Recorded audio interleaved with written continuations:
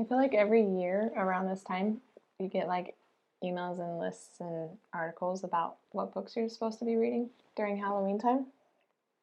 And I feel like it's always the same books.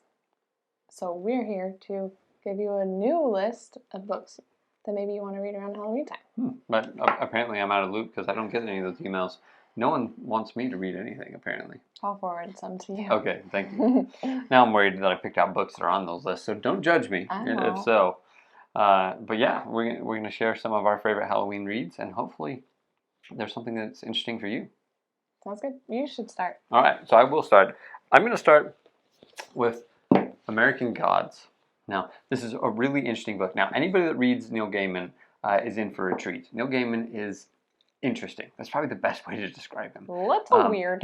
He looks at the world in a different way than I think anybody else does. So the base premise for American Gods is there's a war going on between the old gods, those of mythology, right? Norse mythology, Egyptian mythology, kind of all over the place. Basically, the idea is if anybody believes in you as a god, you are then actually embodied as a god. And have power. The more people believe in you, the more power you have, which is a problem for the old gods as less and less people believe in them. The new gods, so the old gods are people like Loki and Ra and groups like that. The new gods are different. They are prosperity and credit cards and computers and others. In fact, Neil Gaiman has an interesting point where he talks about the American gods, right? Where he mentions that sports should have been one of them, but it's not. So it gives you an idea of it's different, I guess, things that we worship as a culture personified, and there's this war going on. And stuck in the middle of this war is the main character named Shadow. Now, this is a book that I think fits well for Halloween, partly because it has a very kind of scary feel to it, for lack of a better word. You get a lot of interesting kind of dreams and stories and things going on that really draw you in and helps to create an environment that feels very Halloween-y. I don't know a better way to describe it than that. And so if you're looking for a good read, quite a long read actually, so American Gods is not for the faint of heart.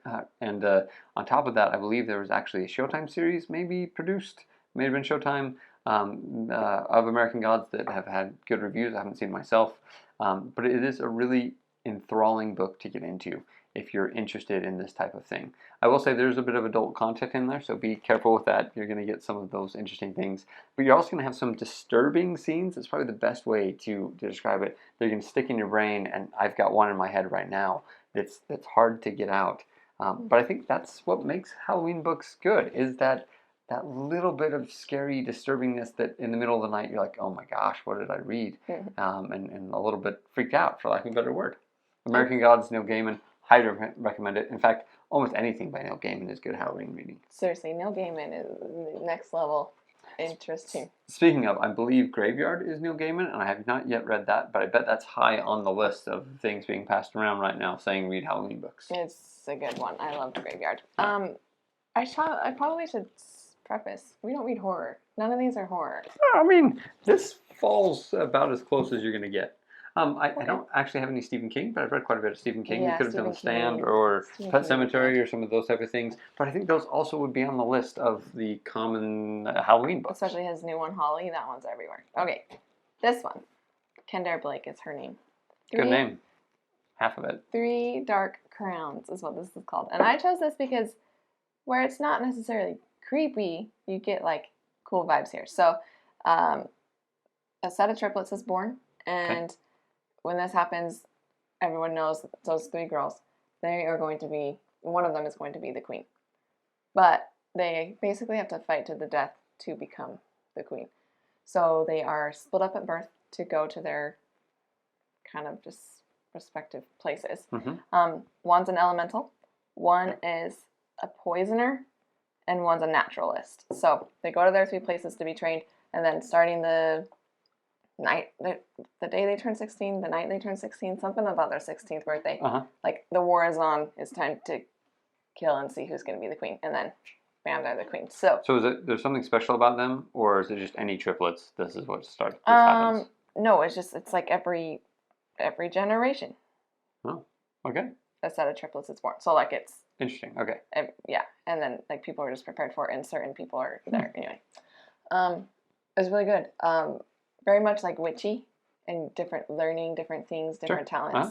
It was really cool. I really enjoyed this first book. In fact, I gave this book 5 stars. The rest of the series stays good till the ending of the 4th, where I'm like, wait, how's it over? I'm still confused. But I overall recommend this series. It's a good one. Awesome. Speaking of the good series, that is definitely Halloween-y. So this is Gideon the Ninth, right? So it's the Luctum series. The best explanation is down here at the bottom, where it says, Lesnian necromancers explore a gothic space palace. And that is exactly what's happening, right? So you have these interesting necromancers that are raising the dead, which is fascinating in and of itself, that are now exploring a haunted space palace, and then they go explore a haunted palace and kind of have a little bit of a competition, little Hunger Games style-ish inside of here, but really, really fascinating book that fits just so well in Halloween. I mean, it feels a little bit like it's a Tim Burton type of movie, right, where you could have Jack Skellington around it, except Jack Skellington has a sword and is fighting zombies, right? So it just really, really good, fun writing, very interesting. The main character, Gideon, is just great. She's really, really fun and a really fun character to follow, and invest in, because she is really funny and also insecure and also confused, and you're confused, but it's not a bad type of confused. It's just trying to catch up and figure out what's happening, which also adds to the scariness of it, and really makes it a fun Halloween read. Don't know if I can recommend this book high enough if you're looking for something around Halloween time. Fantastic book to pick up. If this is kind of your jam, highly recommend it. This is actually my Halloween read this year. Yeah, I'm loving it so I'm far. excited for it. It's really, really good. There's also Harrow the Ninth and Nona the Ninth. Those are the next 2 out. I've yet to read Nona the Ninth because this is a really weird thing, but I own it in paperback. I will not pick the new one up until it comes out in paperback because I don't want books that don't match. Yeah, it's a That's problem. the scary thing about it. Get it? Okay. Okay. The Night She Disappeared by Lisa Jewell. Yeah. This is just a murder mystery. Okay. It takes place in a college in England, and a boy and a girl, boyfriend, girlfriend, disappear. And then they just kind of, I don't know, but it's like a year later that this book picks up. So it's a year after they've disappeared, and a new writer moves into town, and she just starts to question and like gets clues sent to her house about certain things that happened, and then she kind of picks up the story where it's left off. So, case closed, but case is now open. It's good. I wouldn't say it's like the greatest, but it's a good read for this time of year. I wouldn't say it's totally spooky, but I mean it's suspenseful, maybe? Yeah, suspenseful. It's a murder mystery and fair enough. Lots of like college age drama going on too. So awesome. It's fun. All right. Well, I've got one that I think a lot of people wouldn't think about as being a Halloween one, but I'll tell you it's an excellent Halloween one. And this is Elantris. So this is Brandon Sanderson's first book. Really recommend it if you haven't jumped into it. Basically, the premise is there is a city named Elantris where people go when they become zombies. I don't know a better way to describe what happens. That's a good description. But what happens is people get this disease that kills them, but they're still alive. Right, and they can no longer heal. So if they get a cut, it's going to be there for forever, right? And so it's kind of like a leprosy colony almost. Elantris is, and so the book starts with the crowned prince of this city waking up dead. Weird thing to do it, right? You wake up without a heartbeat, conscious, alive, but dead, and then him entering Elantris and dealing with the ramifications of that. A very, very fun book, and fits well, I think, in the Halloween motif. When you think about it that way, it is a city full of zombies. Yeah. That's really what is there. And zombies and Halloween just seem to go hand in hand. Agreed. And surprisingly romantic, too. No, nothing's more romantic than zombies. Speaking of the dead romantics, Ashley Poston. I don't know if I knew that. It doesn't sound familiar. So there's zombies in this? No, but there's a ghost. Oh, okay. So this girl, she writes, and then her editor won't give her an extension on her writing, and she's mad and hates him and thinks he's the worst, and you know how that is, workplace rivalry. Oh, this is enemies to lovers, isn't it? Yeah, so then she gets a phone call. I just read the back of it. No, sorry. I sound like the back of a book. No, anyway, she has to go home because her dad dies, and that's sad, so she goes home. But I guess her dad, like, passed on something to her, and he could see ghosts, and now she can see ghosts. And then... Okay. And then her editor, who won't give her a extension on the writing, dies. Oh, no.